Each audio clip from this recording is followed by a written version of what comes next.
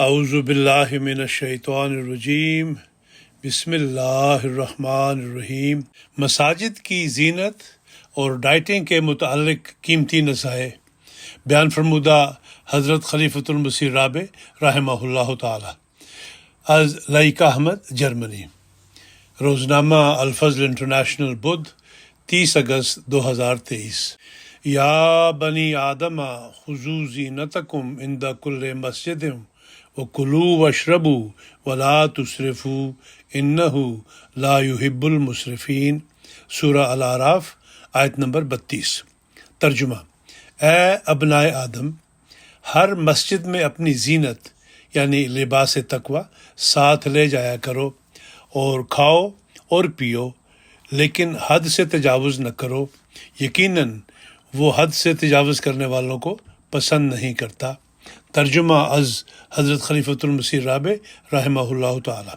حضرت خلیفۃ المسیح رابع رحمہ اللہ تعالی نے ترجمۃ القرآن کلاس 87 میں سورہ الاعراف آیت نمبر 32 کی تشریح میں مساجد کی زینت کے ساتھ ساتھ ہماری صحت کے بارے میں قیمتی نصائح فرمائی۔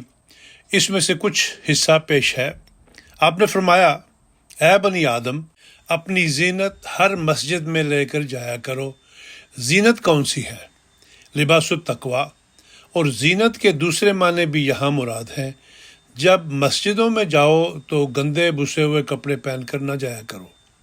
بعض لوگ تو نائٹ گاؤن میں بھی مسجد پہنچ جاتے ہیں کہ مسجد میں جانا ہے، کیا فرق پڑتا ہے؟ حالانکہ اللہ کے حضور جانا ہو تو ظاہری لحاظ سے بھی صاف ستھرے نظیف ہو کر جانا چاہیے۔ اس لیے جو اچھے کپڑے مہیا ہوں وہ پہن کر جانا چاہیے۔ بعض لوگوں نے طے شدہ اچھے کپڑے الگ رکھے ہوتے ہیں کہ مسجد میں جا کر خراب ہو جائیں گے، اور اتار کر وہ چڑ مڑ کپڑے پہن کر چلے جاتے ہیں۔ سب سے اچھی جگہ جہاں آپ کو خوبصورت بن کر دکھانا چاہیے وہ خدا کا گھر ہے، اور وہاں اس لباس میں نہ جاؤ جس لباس میں تم کسی اور مجلس میں جانے سے شرماؤ۔ یہ بنیادی اصول ہے۔ جب انسان کسی ایسے لوگوں سے ملتا ہے جہاں اس کو خیال ہوتا ہے کہ میں کیا لگ رہا ہوں، جس لباس میں بے تکلف ان سے مل سکتا ہے، اس پر اگر وہ مسجد میں آتا ہے تو اس پر کوئی اعتراض نہیں، اس کا وہی زینت کا لباس ہے۔ پس زینت کے دو معنی ہیں، ایک اچھا خوبصورت دکھائی دینے والا لباس، صاف ستھرا اور اچھا لباس، دوسرا تقوی کا لباس۔ بعض چیزوں سے واقعتاً ہر مذہب روکتا ہے کہ نہیں کھانی، اور بعض چیزوں کے کھانے کے متعلق اجازت دیتا ہے، مگر فرماتا ہے اس کی بھی ایک زینت ہے۔ جہاں اللہ تعالیٰ کھانے کا حکم دیتا ہے وہاں حد اعتدال میں رہتے ہوئے ایسا حکم دیتا ہے، پس زینت بھی استعمال کرو مگر مناسب رنگ میں، کھاؤ پیو مگر اعتدال کے ساتھ۔ یہ جو تعلیم ہے حقیقت میں تو ڈائٹنگ کے خلاف ہے۔ جو لوگ ڈائٹنگ شروع کر دیتے ہیں اس کا قرآن کریم میں کہیں کوئی حوالہ نہیں۔ اللہ کی خاطر روزے کا ذکر تو ملتا ہے، لیکن پتلے ہونے کی خاطر بھوکا رہنے کا ذکر قرآن کریم میں کہیں نہیں ملتا۔ ذکر ہے لا تسرفو، اور اس سے اچھی ڈائٹنگ کی تعلیم دنیا میں ممکن نہیں، جو صحت کو قائم رکھتے ہوئے جسم کو مناسب رکھتی ہے۔ غالباً اسی آیت کی تفصیل میں حضرت صلی اللہ علیہ وسلم نے یہ بات فرمائی کہ کھانا کھاتے وقت اس وقت ہاتھ کھینچ لو جب ابھی بھوک باقی ہو۔ یہ ہے کلو وشربو ولا تسرفو، اسراف سے کام نہ لو اور حد سے زیادہ تکلف نہ کرو۔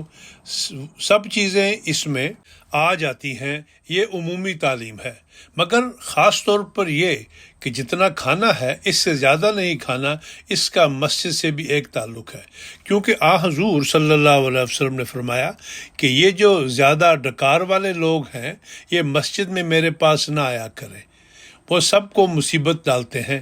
مزید فرمایا کہ بعض ڈکار فاقے کی وجہ سے پیدا ہوتے ہیں، وہ بے بو کے ہوتے ہیں، بعض ڈکار کھانے کے نتیجے میں پیدا ہوتے ہیں۔ مزید تشریح کرتے ہوئے فرمایا جو کھانے میں زیادتی کرتے ہیں اور پھر بدبودار چیزیں بھی کھا لیتے ہیں، مولیاں بہت کھا لیں، پیاز بہت کھا لیے اور ڈکار کے ساری مسجد کی فضا خراب کر دی، تو خذو زینتکم میں لازم تھا کہ کھانے کی پاکیزگی اور اعتدال کی تعلیم بھی بیان کی جائے۔ مسجدوں کو زینت دینے کا مطلب صرف یہ نہیں کہ ظاہری شکل سے اچھی دکھائی دیں، بلکہ ستھری فضا والی ہوں اور خوشبودار ہوں اور ان میں بدبوئیں نہ پھیلاتے پھرو۔ اس لیے وضو توڑنے کی ایسی عظیم تعلیم دے دی جو باقی مذاہب میں نہیں ملتی۔ ان کے ہاں گرجے ہوں، مندر ہوں، کہیں وضو نہیں ٹوٹتا اور مسلمان کو وضو ٹوٹ جاتا ہے۔ اس لیے غریب بھی صفائی کا ایک معیار رکھنے پر مجبور ہے۔ تو ایک ہی تعلیم میں، ایک ہی بات میں بظاہر بے تعلق باتوں کو ایسا جوڑ دیا کہ آدم کی کہانی سے بھی جڑ گئی اور روزمرہ کے دستور سے بھی جڑ گئی اور ڈائٹنگ کی تعلیم بھی دے دی۔ وہ خواتین جو اس کے باوجود ڈائٹنگ کرتی ہیں، ان کے دماغ پر اثر پڑتا ہے۔ کئی بار میری بحث ہوئی ہے کہ عورتیں بیچاری جو فاقہ کرتی ہیں، ان کے جسم ڈھلک جاتے ہیں اور انہیں کمزوری، نکاہتیں اور خون میں کمزوری ہو جاتی ہے اور بعض دفعہ دائمی مریض بن جاتی ہیں۔ اور دوسرا بڑا نقصان یہ ہے کہ دماغ پر اثر پڑتا ہے، سینس آف لاجک ختم ہو جاتی ہے۔ ان سے بحث کرو تو الٹی پلٹی بحثیں کرتی ہیں۔ اس لیے یہ بحث بھی چل پڑی کہ پہلے دماغ پر اثر پڑتا ہے یا بعد میں پڑتا ہے۔ یہ حکمت کی بات ہے۔ اگر آپ جب بھوک ابھی پوری مٹی نہ ہو، ہاتھ کھینچ کر کھانا کھائیں تو جتنی آپ کی ضرورت تھی وہ آپ کو ملے گی اور ضرورت سے زیادہ چربی نہیں چڑھے گی۔ اپنی زندگی کو فعال رکھیں۔ یہ نہ ہو کہ ڈائٹنگ کر کے بیٹھ کر نمازیں پڑھنا شروع ہو جائیں، کہ کھڑے ہونا بھی تکلیف کا موجب ہو جائے۔ اپنی زندگی فعال رکھیں، روزمرہ کاموں میں حصہ لیں اور اگر توفیق ہو تو سیر بھی کریں یا ہلکی پھلکی ورزش کریں۔ اس میں بھی ولا تسرفوا کی تعلیم کو پیش نظر رکھیں۔ ورزش میں یہ یاد رکھنے کی بات ہے کہ ایسی ورزش جس کو ساری عمر نہ نبھا سکے تو یہ ورزش نقصان کا موجب بن جاتی ہے، اور اکثر ورزش چھوڑنے کے بعد وہ سب چربی واپس آ جاتی ہے جس سے نجات پائی تھی، اور پہلے سے بھی بدتر حالت ہو جاتی ہے۔ بس ورزش میں بھی اسراف نہیں کرنا، ہلکی رکھیں مگر اتنی جس کو آپ مینٹین کر سکیں اور اس کو آخر تک نبھا سکیں، اور زندگی کی عادات ایکٹیو بنائیں۔ چستی کے ساتھ اٹھنا، چستی کے ساتھ پھرنا، ڈھیلا ڈھالا مصیبت کے ساتھ اٹھنا، اس کی عادت نہ ڈالیں۔ آپ کو سونے کا بھی اعتدال کرنا پڑے گا، تب جسم بہترین جسم ہے۔ آخری بات یہ کہنے کی ضرورت ہے کہ ضروری نہیں کہ جسم کا موٹا ہونا بدصورتی ہو، یہ بالکل غلط ہے۔ جسم کا فلفل ہونا، چربیاں لٹک جانا یا کھال لٹک جائے، وہ جو بدصورتی کا موجب ہے، اور وہ مرد ہو یا عورت ہو، اس کے حسن میں کمی پیدا کرتا ہے۔ اگر جسم توانا اور فرم ہو تو موٹے بھی اچھے لگتے ہیں، لیکن شرط یہ ہے کہ انہوں نے کھانے میں اسراف کر کے اپنے پیٹ کو بے ہنگم نہ کر لیا ہو۔ اس لیے وہ لوگ انفیریورٹی کمپلیکس نہ ہو، وہ موٹاپے میں بھی خوش رہتے ہیں اور اچھے بھی لگتے ہیں، اور ان کو ہمیشہ اعتماد رہتا ہے کہ ہم باعث کشش ہیں۔ جو چیز مارتی ہے وہ انفیریورٹی کمپلیکس ہے، یعنی یہ احساس کمتری کہ ہم ذرا سے موٹے ہو گئے ہیں، اب کیسے لگیں گے۔ ہر وقت جو لوگوں کو دکھانے کے لیے بنتی ہیں ان کی کوئی بات بھی صحیح نہیں رہتی، ہر کل ٹیڑھی ہو جاتی ہے۔ اس لیے خذوا زینتکم کا تعلق خدا نے مسجد سے باندھ دیا، اور اسراف کا تعلق بھی مسجد سے باندھ دیا۔ مراد یہ ہے کہ اگر تم اللہ کی نظر میں ٹھیک رہنے کو اپنا مدعا بنا لو تو پھر دنیا کی کچھ پرواہ نہ کر رہا۔ اگر تم خدا کی نظر میں ٹھیک ہو اور تمہاری زینت اللہ کے حضور درست ہے تو یقین کرو کہ تم اعتماد کے لائق انسان ہو، یعنی تمہیں اپنے نفس پر اعتماد کرنا چاہیے کہ تم ٹھیک ہو۔ پھر توہمات میں پڑھ کر اپنی زندگی برباد نہ کرو۔ ماخوذ از ترجمۃ القرآن، کلاس نمبر 87، سورہ اعراف، آیت نمبر 32۔ یہ ہماری صحت کے لیے انمول نصائح ہیں جس پر ہمیں توجہ دینی چاہیے۔ ویسے تو ہم عورتوں کے بارے میں ایک تاثر عام ہے کہ ہم ہر وقت کپڑوں کے پیچھے ہی پڑی رہتی ہیں۔ اب یہ بات کتنے فیصد صحیح ہے اس کا تجزیہ ہر کوئی خود کر سکتا ہے، لیکن اس سے تو بہتر ہے کہ ہم اپنی صحت کے پیچھے پڑ جائیں، گھر میں بھی تازہ اور صحت والے اجزاء سے کھانا بنائیں۔ کبھی کبھی باہر سے کھانا کھانے میں بھی کوئی حرج نہیں، کیونکہ ہم عورتوں کا بھی دل چاہتا ہے کہ کبھی کبھی ہماری بھی کچن سے چھٹی ہو. ویسے چھٹی کے چانس کم ہی ہوتے ہیں، لیکن باہر بھی اچھی خوراک کا انتخاب کریں.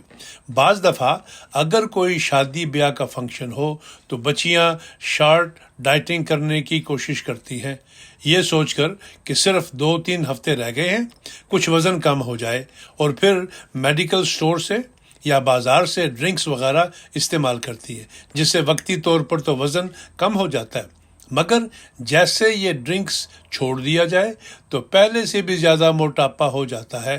اس لیے ہمیں اس طرح کی ڈائٹنگ سے بھی پرہیز کرنا چاہیے.